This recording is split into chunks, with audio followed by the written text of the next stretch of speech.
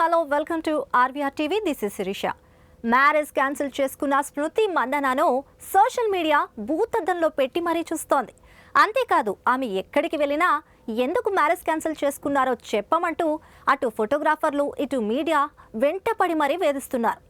అసలు పలాస్ ముత్యాలతో డేటింగ్ పెళ్లి పీటల వరకు వెళ్ళిన ప్రాసెస్ విషయంలో ఏనాడు ఇబ్బందులు పడని స్మృతి చివరి క్షణంలో తండ్రి హార్ట్అటాక్ పేరు చెప్పి పక్కకు తప్పుకోవడం రకరకాల రూమర్స్కు కారణమవుతోంది. తాజాగా ఢిల్లీలో జరిగిన ఓ ఈవెంట్లో మీడియా కంటికి స్మృతి చిక్కడంతో మరోసారి ప్రశ్నలను ఫేస్ చేయాల్సి వచ్చింది. అయితే ఈసారి తప్పించుకోకుండా దేశం కోసం తను ఆడే ఆటపైనే తన దృష్టి ఉంటుందని మరే విషయాలపైన కాన్సన్ట్రేట్ చేయడం లేదంటూ చెప్పుకొచ్చింది.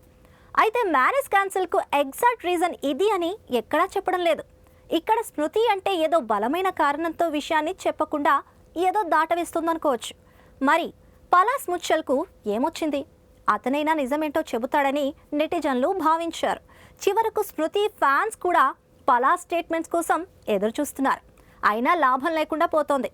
ఇంటర్నల్ సర్కిల్లో మాట్లాడుకుంటున్న దాని ప్రకారం మేడం గారి ఫ్యామిలీ ఇష్యూ కారణంగానే ఈ మ్యారేజ్ క్యాన్సిల్ అయిందని టాక్ వినిపిస్తోంది.